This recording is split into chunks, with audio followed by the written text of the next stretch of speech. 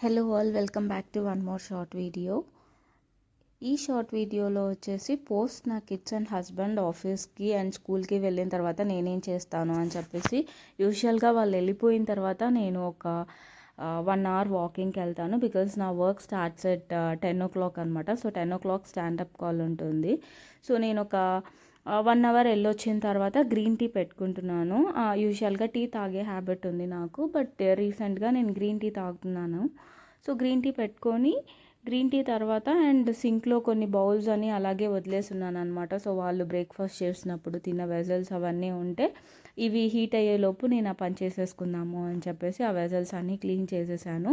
So post which నేను నా green tea ready చేసుకునే లోపల నాకు మీటింగ్ కూడా స్టార్ట్ అయిపోయింది.